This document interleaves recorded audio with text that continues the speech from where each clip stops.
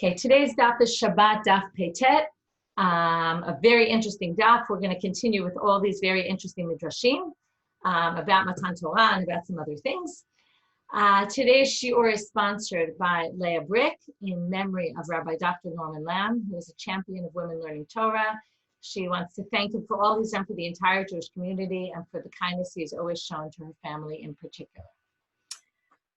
Okay, we started this amazing story of Moshe getting up to the heavens when he goes to receive the Torah, and the angels say, what is this person, born of woman, doing up here in the heavens?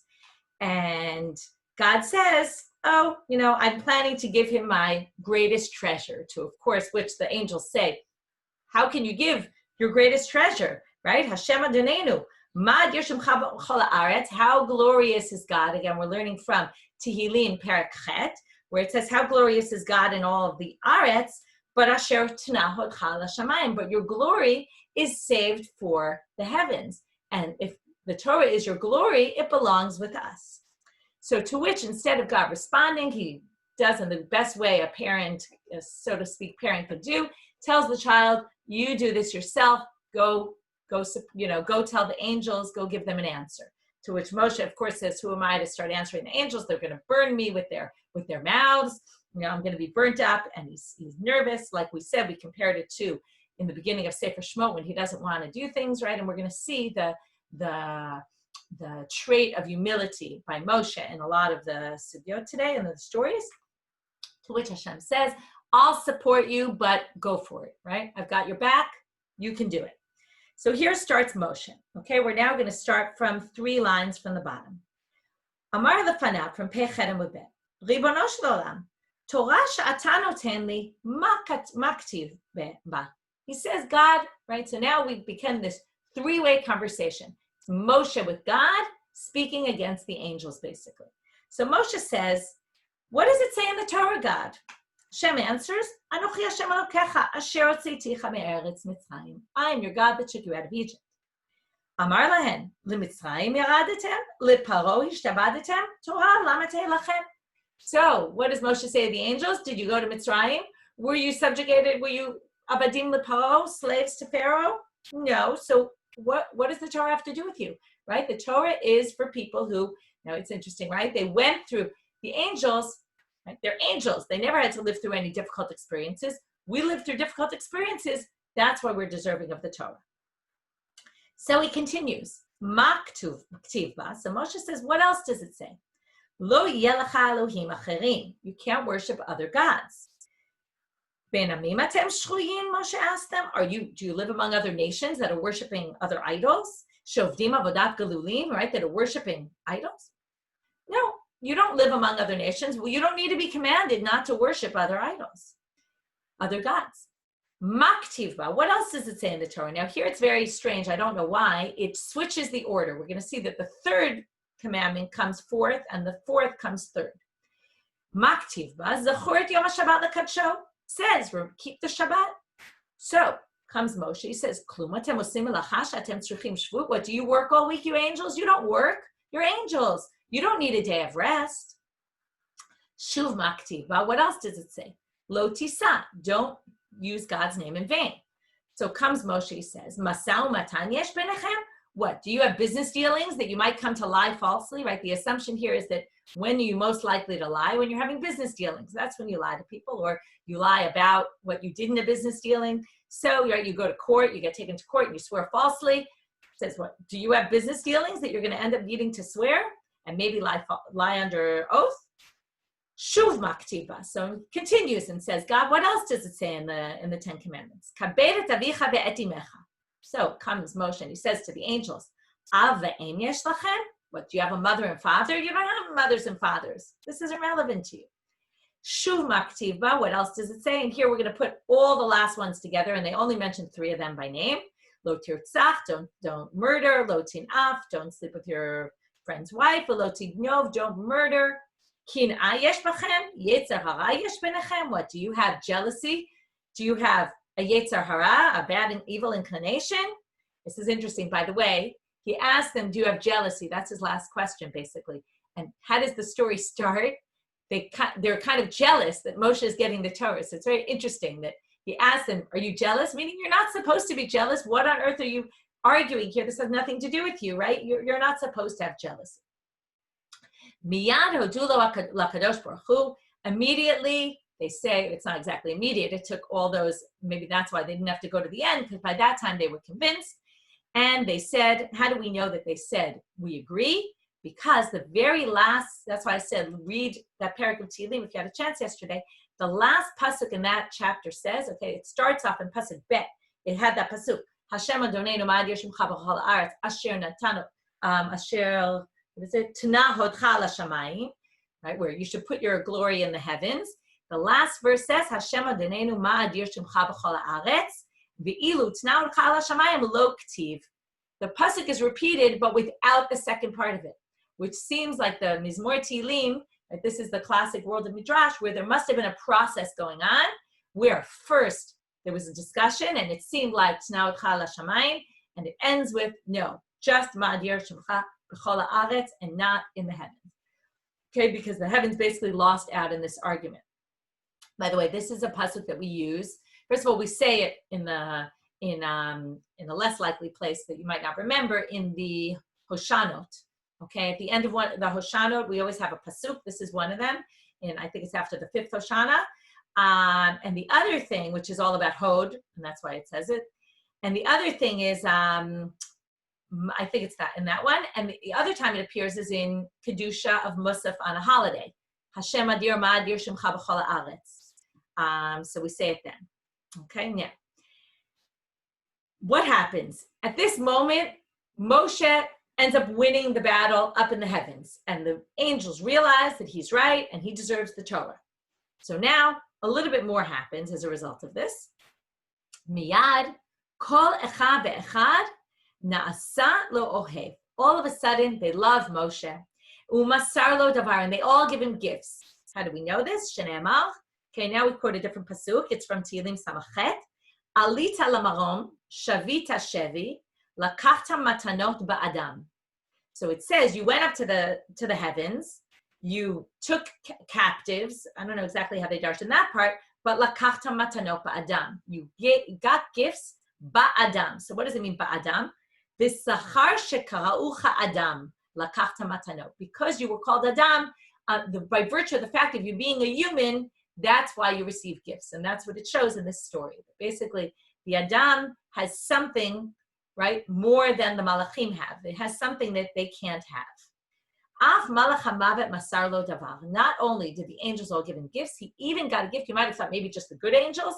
He even got a gift from the angel of death. How do we know this? Shene'emar. We're now going to look at a later point in history and see that Moshe knew something that there's, okay, I'll say it like this. There's no way he could have known this had he not heard it from Malach HaMavet. That's what they're going to assume. There's no way he would have known how to do this. What did he do? After Korach, the whole battle with Korach happens, or the fight with Korach, it says, and then people all started dying. There was a magefa, a plague among the people. It says, Vayitena taktoret vayechaper al ha'am. He took out the incense, and it atoned for the people. V'omer, and then it says, Vayamo ben ha-metim u'ben ha-chayim, and he stood between the metim and the chayim, and basically he took away the magefa, the plague. I lav da amarle mi hava yada. If the Malach HaMavet hadn't told him, how on earth would he have known that this is the way to stop the magefa, to stop the plague? Okay, so here you have it, that Moshe basically goes up to the heavens, and he comes out glorious, so glorious that he ends up even getting some secrets that help him later to deal with problems that he has.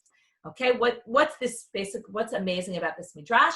It's connected with even lo b'shamayim, right? That the Torah is not, or there's another famous midrash, lo nitna Torah l'malachei hasharet.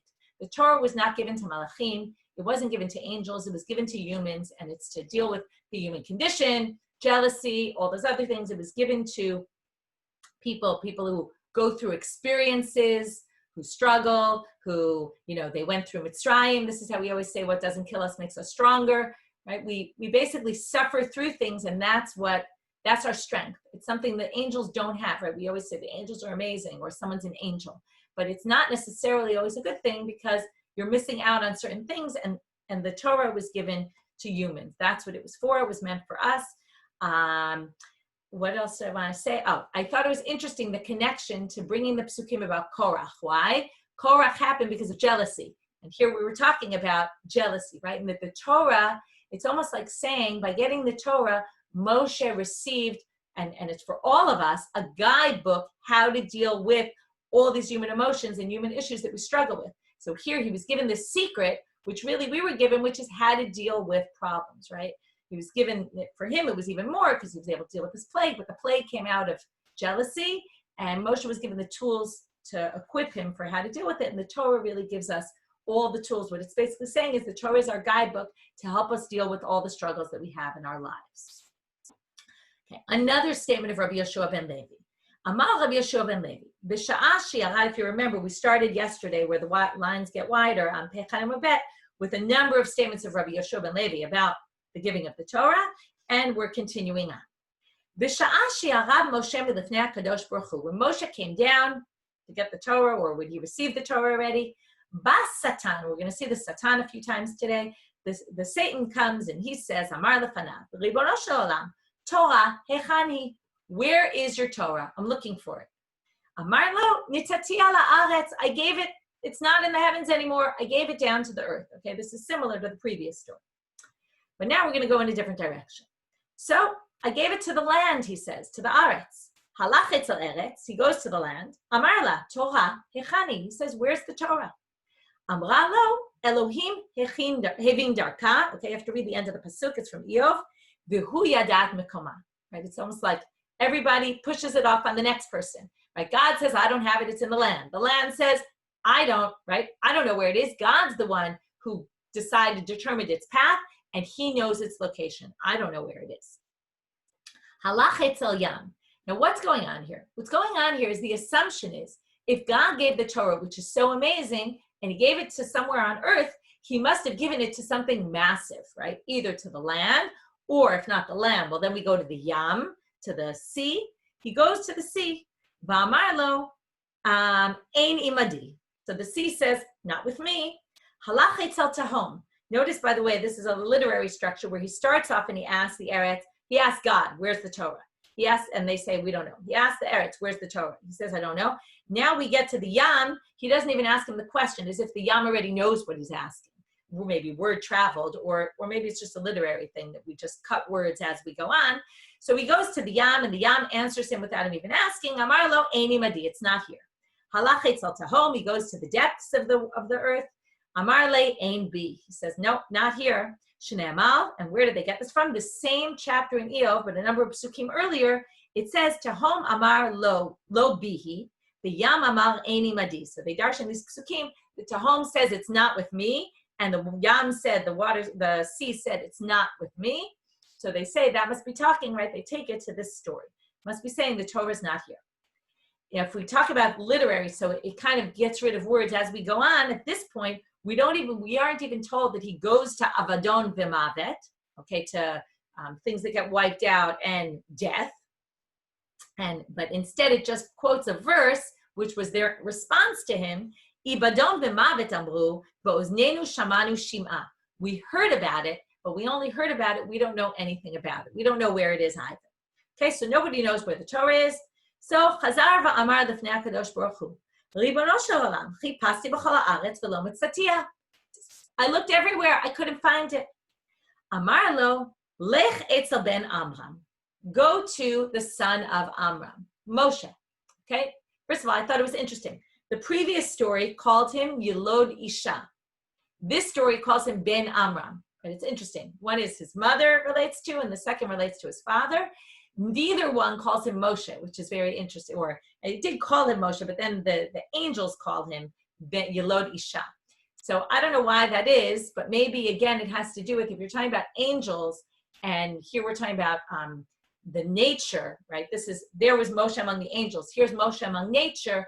It's what distinguishes us, that we're born, right? The sea isn't born. The angels aren't born, right? There's something about man being born that's important here. So he goes to Moshe. Halach etzel Moshe. Amar lo, Torah shenatan lecha Kadosh Baruch Hu echani. Right? He says, I heard God gave you the Torah. Where is it? So here comes Moshe's strange answer. Amar lo, V'chimani shenatan li HaKadosh Baruch Hu Torah. What do you mean, God gave me the Torah? Who am I that God gave me the Torah? Right? The typical Moshe answer. Who am I? I'm nobody of significance. Right? His clear, humble answer, but it's a little bit strange. He does have the Torah. So how could he say, I didn't get the Torah? Right? He's kind of lying to him, to which God responds, Amar le Kadosh Baruch Hu, God looks into the story and what's going on. And he says to Moshe, bidayata, what, you're a jokester. What do you mean you don't have the Torah? You have the Torah. Why are you lying to him? Okay, bidai is not, he doesn't call him a shakran, a liar, but bidai, you're joking around, you're saying something incorrect. What's going on? Amar lefanav, he says to God, Ribono shel olam, chemda gnuza yesh lecha, she'ata mishtashea ba b'chol yom. Ani achzik tova la'atzmi. Here comes his real humble answer. He says, God, this was a treasure that you play with on a daily basis, right? This is your treasure. I'm going to call it in my name? No way. It's yours. It's true. You gave it to me. But Moshe doesn't view the Torah as if it was given to him and it's his. And this maybe shows the connection between the Torah and God. It's not like, on the one hand, we were saying in the previous story, God gave Torah to humans, right? It's ours. It's in our hands. Lo b'shamayim hi. But it is somewhat b'shamayim. Moshe is saying the Torah is not all mine. It's really yours, and you're still connected with it. And it's the exact idea of Torah. It connects us with God. So he says, what's the response of God to this? Amar lo HaKadosh Baruch Hu Moshe, ho'il u'mi'atita atzmecha tikal shmecha. Because you humbled yourself, the Torah is going to be called in your name. Shneamar zichru Torat Moshe Avdi. Okay, this is a pasuk in Malachi. And it says, remember the Torah of Moshe, my Eved, meaning the Torah is called Torat Moshe, right? We know that phrase, it's used a lot. Torat Moshe, because Moshe was so humble, and because of that, God was willing to call the Torah in his name. Okay, so again, you see here, number one, the issue, the strength of the importance of humility. On the other hand, you see the connection of the Torah between man and God, that it's the connector, basically. Amar Rabbi Shua ben Levi, another story. B'sha'a sha'ala Moshe l'marom, mitza'o HaKadosh Baruch Hu sha'aya kosher ktarim la'otiyot. When Moshe got up to the heavens, what was God doing? He was adding on those ktarim, right? All the letters, some of the letters, not all of them. Some letters, there are particular letters that have the extra crown on the top of the letter in a Sefer Torah. So God was putting on the crowns, almost like you say the finishing touches. He's putting on the finishing touches to the Torah. Why is this interesting? This reminds us of the famous story of Rabbi Akiva, who's darshaning all the Tarim of the Torah, and Moshe's sitting in the back of the room and doesn't understand what he's talking about and says, isn't this my Torah, right? What happened? And this also, right, it connects this with the idea that the Torah, it's true, was given to Moshe, but it was later interpreted in ways that even Moshe no longer understood. So, but this story is going to go in a bit of a different direction. Amar lo, Moshe, ein shlom be'irecha. Moshe gets up to the heavens. God is busy at work. Moshe doesn't say anything, right? Who's Moshe to start talking to God? God turns to Moshe and says, what? People don't say hello in your neck of the woods? People don't say, hi. Okay, what do you mean? You don't greet me? Amar lefanav, klum yesh evet shenoten shalom l'rabo. What? I'm your servant. I'm going to start saying hello to you? No, I wait for the Adon, the master, to first say hello, and then I'll respond. And it's not appropriate for me to start saying hello, especially you're in the middle of working. I shouldn't interrupt you. So Amar lo, haya lecha la'azreini. You don't want to say hello to me, but at least you should have strengthened me and said, keep up with your good work, something like that. It's a very strange conversation going on here. Miyad Amar lo, so immediately, there's a lot of this miyad, if you notice in these stories. They say, right, it's almost this people's realization they made a mistake, and then you immediately jump and try to correct, right? This happens a lot where we do something wrong, and then we immediately try to fix it. Sometimes it's not always the correct response, because if you do things immediately, you sometimes jump the gun and sometimes make mistakes. But here they're trying to say that, as soon as they realize their mistake, the angels also said miyad, they agreed to God, and here also miyad, Moshe says.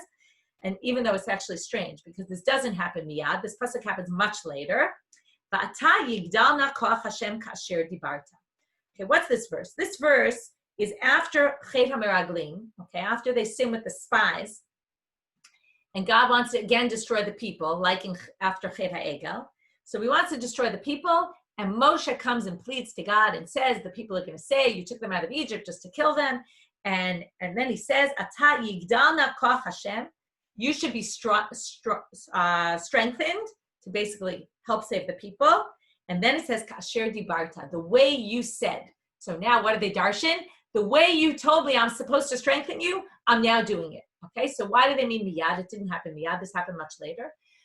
So some explain it means the first opportunity Moshe had to do this, he did it, right? He seized the opportunity as soon as he had a chance. This is what he did, right? And then he used what he learned. Again, this is all about learning things up in heaven that are then implemented down in the Aretz.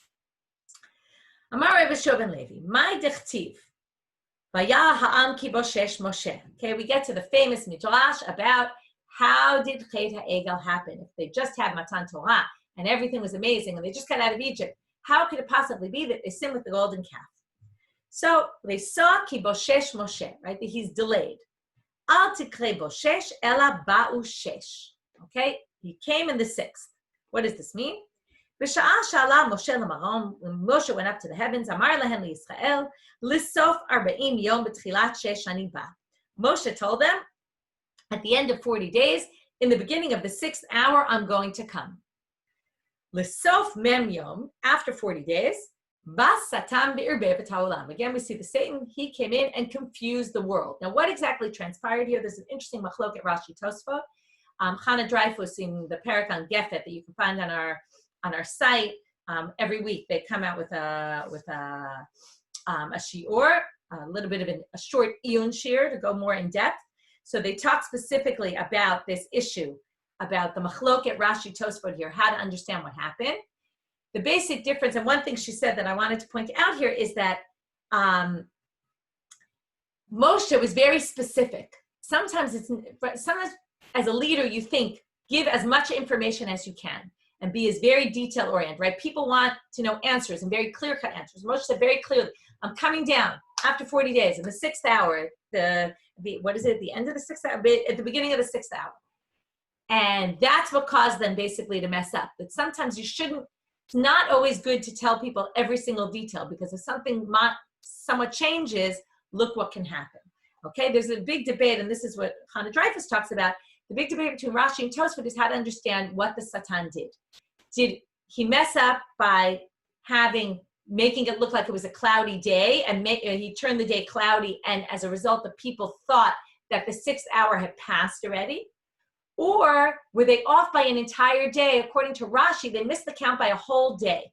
Okay, according to Tosfot, it was a very small mistake that he confused them into thinking.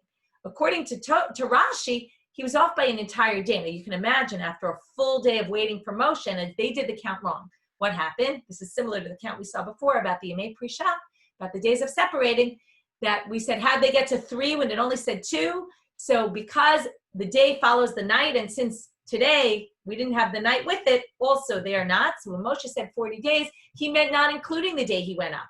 But they thought that day got counted, right? Didn't include the day because Moshe said already the night passed. So I meant 40 full days starting from tomorrow. But they didn't understand that. They thought 40 days without including the day he went up, basically. And they were off by an entire day. So she talks about why there would be a difference of one day. Like what the difference is between a few, like a minor mistake or a big mistake, what would have caused it. Anyway, it's very interesting. If your Hebrew is good, recommended listening to it. I also noticed, I didn't have a chance to hear it, but the Talking Talmud, they deal a lot with the Satan today, which is a major theme, right? This is a daf that worth delving into more in depth because there's so much here. I mean, every daf really, but these stories are just great stories. And we don't have enough time to go in depth into every one. With that, let's continue. So what happens? The Satan somehow confuses everything. Amar lahem Moshe, so he says to them, Moshe Rabchem hechanu, where's Moshe, your leader? Amrulo, alala mahom, they said he went up to the heavens. Amar lahem ba'u shesh, he's supposed to come down in the 6th hour. They didn't pay him any attention. Mate, he says to them, Moshe's dead. They didn't listen to him. He shows them the image of the bed of Moshe dead. Whenever it says Zeh in the Torah, they like to darshan. Zeh means somebody pointed a finger at something real. So he says, right, it comes up with Zeh menorah, and Moshe showed them exactly what the menorah was supposed to look like. So Zeh Moshe Ha'ish, means we saw him and he's dead. Okay, so basically, right, they don't say he's dead, but they said lo yadanu mehayalo, right? We don't know what happened to him. And they say that was the Satan. They show them this image, and that's what convinced them that Moshe was not coming down. And that's why they did Chera Egel, right? You can imagine. It sounds like, how could they possibly have done this? But they didn't see God, really. I mean, they did have this whole thing of Matan Torah, but they needed Moshe as their intermediary, and that was very clear from Matan Torah. That Moshe had to be their intermediary, and without Moshe, they were lost. And they said, how are we going to survive without Moshe? And they got scared, and that's why they worshiped the Egel. Okay, now we're going to have some drashot about Har Sinai. Mishmi alach, my Har Sinai. So this rabbi says to Rav Kahana, have you ever heard what Har Sinai means? In other words, why Sinai? Let's darshan the name. Amrle, Har Shana Subo Nisim Yisrael. He switches the letters, which is a common practice, and says, Sinai Nisim, miracles happen to the Jewish people on the mountain. So he says to him, Har Nisai Mibale. It should have been called Har Nisai, not Har Sinai. Why did you switch the letters? So he answers him, Ela Har Shana says Siman Tov L'Yisrael. He suggests maybe it's a har that there was a good omen, or a good omen for the Jewish people. Har Simanai Mibale. It should have said then Simanai. You're missing a letter. It says Sinai, not Siman. Amarle. So now it's a bit of a debate. Who says to who? Let's go with the rabbi who asked Rav Kahana, says to Rav Kahana, My tamalo shchichat kamei Rav Papa Rav Huna Bered Rav Yeshua. Why aren't you more often going to learn with these rabbis? Dima Aine Ba'agadata, because they look into Agadata and you don't know your Agadata properly. These rabbis really do. De Rav Chisda v'Rabbi Bered Rav Huna de Amrei Travayu, because the two of them say the following: My Har Sinai, Har She'ardas Sin'a La'akum. This is a very interesting line. It was the har that caused the hatred among the Jews and the other nations. Why would that be? So Rashi says because they didn't get the Torah, and it caused this animosity. Why did you get the Torah and not us? That we saw yesterday about every Dibor had 70 Lashonot. That way the other nations couldn't complain. In Steinsaltz, he adds a bunch of other things. That basically, once the Jews received the Torah, they stood separately from everybody else. In other words, they were isolated at that point. They were different than everybody else. And whenever you're isolated, that always causes animosity. The other issue he brings up is that at that point, they said, we have the right religion. And that caused a lot of fighting, as we know, between Israel and the other nations about who has the right religion. And for us, it all happened at Matan Torah.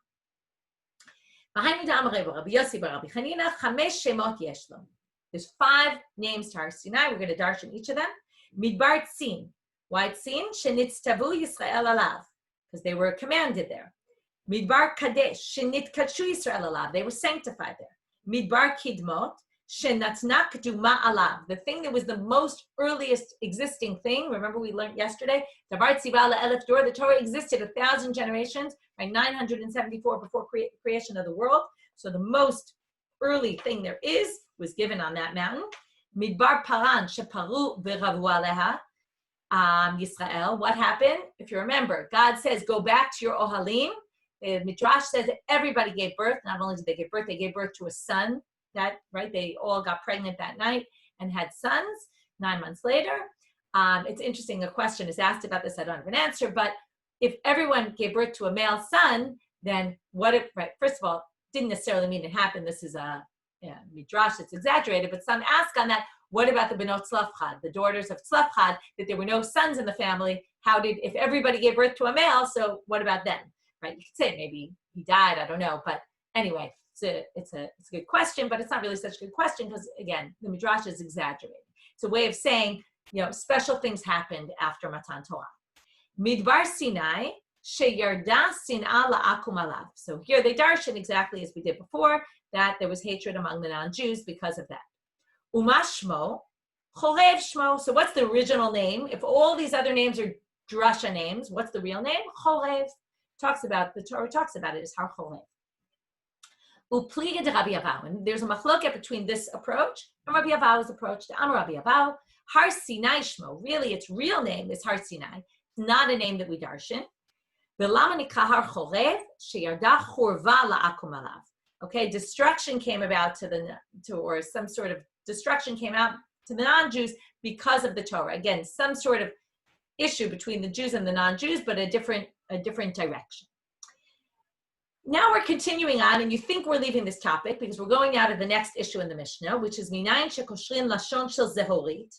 From where do we know that we tie the red woolen piece around the shiur lasalzel? And they learn it from this pasuk: im yadimu katol im yuchatechem kashanim kasheled yalbinu. Right? If your sins are like scarlet, they will turn white, and from there they learn that the scarlet is the symbol of the sins, and the shiur lasalzel would have this scarlet around its I think it was around its horns. So the Gemara starts and says, kashanim, the pasuk is strange. It says kashanim, like scarlets. It should say kashanim mibayale, right? Anytime we see scarlet in the Torah, it's always listed as tolat, shani, veshesh, right? All those. Shani is scarlet. It should be shani, not shanim. Why is it in plural? Amar Rabbi Yitzchak, Amar Lam HaKadosh Baruch Hu Yisrael, Im yuchatechem kishanim halalu. They darshan shanim like years. If your sins are so great, like all the years from the creation of the world until now, and you have that many sins, right? If you have sins that you can count the number of years that have passed, or even some people say the number of days that have passed from the creation of the world till now, even so, kasheled yalbinu, you will be atoned for them. Darash Rava. Okay, now we're going to take the beginning of that verse. It's a verse in the first paragraph of Yeshayahu. The beginning of that verse is very strange wording. It says, L'chu na v'nibakcha yomar Hashem. What is the translation of that? Come and reason with me. Okay? We're going to reason together. God will say. So there's a number of problems here. Bo'una mibayale. L'chuna says, go and I will reason with you. It shouldn't say go. It should say come. Come and I will reason with you. Yomar Hashem, Amar Hashem mibayale. It shouldn't say God will say in the future. It should say God said to them. So what is it? What are they darshan? Okay, and then again, these drashot I think somewhat connect with, they don't exactly connect, but it's again a whole slew of drashot we're going to get into. Lechu, what God said to them was, it's again, we're going to have a few words that are, what's really going on is this huge conversation and a back and forth between God and the people. Go to your fathers, your forefathers, and they should rebuke you. What is rebuke for? Rebuke is a way of hearing criticism and returning to God. Okay, who's the best person to give that? Your parents who love you, and they're the ones who are going to rebuke you in a way that's going to bring you back to the path. So who's the best place to get rebuked from? Who are the best people? Our fathers, our forefathers. So what happens? The Amru Lefanav. Okay, so the Amru Lefanav. Now, when God says this, okay, so I think I skipped something. Let me just go back for a minute. La'atid lavo. There's going to be a future time when God's going to say, L'chu na'etzel avotechem v'yachichu etchem. The Amru Lefanav. What are the people going to answer God? Fascinating answer. Okay, this is very different from most of the midrashim we see about zchut avot and the fathers asking for forgiveness for their children. The people are going to say to God, Etzel minelech, we have nobody to go to. You want us to go Etzel Avraham? No way is he going to help us. Shamar talo, how do we know he's not going to help us? You said to Avraham, Yadoa teda, right? God says to him, Yadoa teda ki ger yezar acha be'eretz lalehem v'avadum v'yinu otam arba me'at shana. He says, I know that what's going to happen. Your children are going to go into exile. They're going to be strangers in the land, not theirs. They're going to be slaves. They're going to work for 400 years. The lo b'kesh rachamim aleinu. He didn't say to God, like he did, interesting they say, about Avraham, when it came to the time of Sodom and Gomorrah, he came and he went forward and said, don't kill them all. And when it comes to us, no, nothing. Avraham didn't question. Etzel Yitzchak, now you want us to go to Yitzchak. Sheberech et Esav vaya kasher tarid. Remember, what does he say? Right? First, you're gonna worship, you're gonna be working for Yaakov, but then when Yaakov goes down, you're gonna go up, and they're gonna work for you. Lo bikesh rachamim aleinu. He didn't say anything. He didn't say, oh, please help my sons. Etzel Yaakov, shamar talo anochi ered imcha mitzrayma, v'lo bikesh rachamim aleinu. Right? God says, I'm going to go down to Egypt with you, and in the end, it's clear they're going to be slaves, and he didn't say anything. So basically, etzel mielech nelech. Right? We have nobody. No one's going to help us. All the avot were told terrible things are going to happen. They didn't respond at all to God. So what? They're going to help us now? Achshav Yomar Hashem. So now we get to this Yomar Hashem. They say, We want you to speak, God. That's what it means. We want you to give us Torah. We want it straight from you. Why is this interesting? It connects back to Matan Torah, where, right, at Matan Torah, what happened? God spoke directly to the people, right? Then, of course, the people couldn't handle it. Remember, we saw that the angels had to push them forward. But there's this issue between, on the one hand, wanting to get the Torah from man or wanting to get rebuke from man. On the other hand, wanting to get it straight from God, right? And there's this constant pull between where are we? Are we communicating directly with God? Are we communicating through middlemen? How does this all work? So what happens? Because you totally trust in me and you said, we want to hear it straight from you, I'll tell you what. I'll take care of you. Whatever sins you have, I'll wipe them out entirely. Another story. Okay, once we already talked about the Avot, now we're going to darshan another pasuk. Okay, this is an interesting pasuk. It says in Yeshayahu Samach Gimel, Ki ata avinu, you're our father. Ki Avraham lo yadanu, v'Yisrael lo yikirenu. You can see where they would get this, right? Avraham doesn't know us. Yisrael didn't recognize us. That's Yaakov. Ata Hashem avinu go'aleinu me'olam shemecha. You're Hashem, you're our father. Okay, now something strange here. Who's missing? Yitzchak.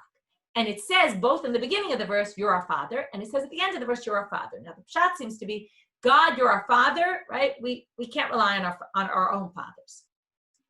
So Amar Shmuel bar Nachmani, Amar Rabbi Yonatan. My dichtiv ki ata avinu, ki Avraham lo yadanu v'Yisrael lo yikirenu, ata Hashem avinu go'aleinu me'olam shemecha. How do we darshan this pasuk? La'atid lavo, in the future time, Yomar lo HaKadosh Baruch Hu la'Avraham, Banei chat'u li. And the future, this is similar to the past midrash, but in the future, God's going to say to the fathers, your sons, right? This is classic. You go, one of your kids does something wrong. You go to your husband or your wife and you say, look what your kid did. Right? It's your fault. So, banecha chat'uli, right? Your sons sinned to me. Amar lefanav, ribono shel olam, yimachu al kedushat shemecha. Right? Why is this all connected? This is like in Cheder Egel and Cheder Meraglim when God wanted to wipe them out. In this story, God says your sons sinned and is kind of, ask for rachamim for them. And instead the Avot come and say, you know what? Wipe them out for the sake of Kiddush Hashem. You're right. They're terrible. Amal, Emer le Yaakov. So God says, fine, I'll go to Yaakov. Because why will Yaakov have a better shot than Avram? He had a lot more sons to bring up, right? And Tsar Gidul Banim, you end up with more, right? He went through the pains of rearing children. And because of that, he'll have more sympathy. Efshar Debai Rachamei Alayim, right? Maybe he'll ask for sympathy. Amar le banecha chatu, same thing. He says your son sinned. Amar lefanav, ribono shel olam, yimachu al kedushat shemecha. Says, you know what? They sinned, wipe them out. Amar, so God says, lo b'sabe tama v'lo b'dardikei etzah. Not in the sabas, the grandfathers, we don't find reason, and not with the young ones, meaning not with Avram and not with Yaakov. Amar lo liyitzchak. So he goes to Yitzchak. Banecha chatu li. And here we're going to get a different response. Amar lefanav, ribono shel olam, banai v'lo banecha. What, they're your sons? They're my sons, they're not your sons? V'sha'ah shigdimu lefanecha na'aseh l'nishma. That's why I said it's really going to connect. When they said na'aseh l'nishma, karata lahem b'ni b'chori. You called them my son, my firstborn. You said they're your sons. Achshav, banai v'lo banecha. Now you're calling them my sons and not yours. Ve'od, additionally, kama chatu. Really, how much did they sin? And he starts to go through a calculation. Shnotav shel adam 70 shana. Average lifespan, 70 years. That's always the way the Gemara talks about it. Dal esrim, take off 20, delo anashta alayv. First 20 years, people don't get punished. This, by the way, is proof that the age 12 and 13, we're going to see this many times, is not always the age of mitzvot. Here it seems to be 20. Pashalu chamishim, you're left with 50 years. Dal esrim v'chamesh delo vata. Okay, half the year they sleep. Okay, so get rid of half the time. Half of every day they sleep. I wish I slept half of every day, but well, maybe not. But anyway, half the year has come off for sleep.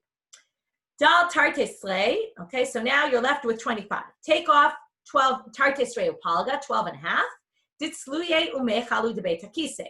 Between davening, eating, and going to the bathroom, that's already half your life. Okay, take off another half, right? The half of your waking hours. Pashalu tarte srei upalga. So you're left with 12 and a half. If you can handle it, how much if they really sinned? Only 12 and a half years worth. So if you can take all 12 and a half, great. Mutav. V'imlav, and God, if you can't handle them all, pal galai v'pal galecha. I'll split it 50-50 with you. V'im tintzalom or kulam alai, even if you want to put them all on me, no problem. I've already sacrificed my life for you. I was willing to be killed at the Akedah. That's not a problem for me. And then, Patchu v'amru, ki ata avinu. You're our father, Yitzchak. You're the one who goes out to bat for us, not anyone else. You're the one. Amar lahem Yitzchak. So now, what do we have to explain? At the end of it, it says, though, ki ata avinu, you're God, you're the father. So Yitzchak says to him, if you're praising me, you think I'm so great, I'm your father. He flips it, right? Just like he said, God, you can't call them my children, they're your children also. He says to the people, God's your father also. He points to God. Miyad, again, the miyad, immediately, they look up to the heavens, you will always be our God. You're our Redeemer. Okay, last midrash, this is not really so connected, but because they talked about Yaakov going down to Mitzrayim, they now bring a midrash about that.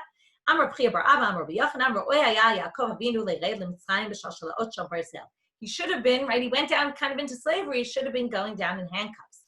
Because he had zchuyot, interesting, after they just said how bad he was, and he didn't ask for rachamim, but he did have merits, and because of that, I'll bring them down with ropes of humans, not with metal ropes. Bavatot ahava, with bound by love. They'll be like, I'll bring them down like a person who helps his animal with his yoke that's on his head, and slowly giving them food. Okay. Tov. I don't have any time left, but these are amazing stories. They, like I said, if you have time to go in depth, here's some, read some stuff about them. They're fascinating stories, all about the acceptance of the Torah and what the meaning of the Torah is for our daily lives, right? How we're supposed to view it, that we're not supposed to view it as something, right? It came from the heavens, but it's given to humans. It's for us. It's tailored to us, right? Given to us as a nation. And anyway, there's lots where one can go with it. I'll leave it at that. We'll quickly finish up the next Mishnah and the first line, the first question on the Mishnah. Hamotzi eitzim. We're now back to shiurim, how much you're obligated for carrying. If you take wood, kedei levashel beitzah kala, in order to cook a quick egg. Tavlin, kedei letabel beitzah kala, spices, in order to spice an egg. An egg like a, soft-boiled egg or something. Umitztarfim zeim zeh. You can join spices. If you take a little of this spice, a little of that spice, a little of that spice, since generally you spice things with a bunch of different spices, those all can add up together to one shiur. Klipei gozim, the klipei rimoni, istis, ufua. These are all things that they used for spices, for coloring, for dye. In order to color a small piece of cloth that they would put on top of their hair coverings. Me raglayim, neter, uborit, kamolya, va'ashlag. These are all cleaning substances. Okay, also urine is among them. They use that for cleaning. In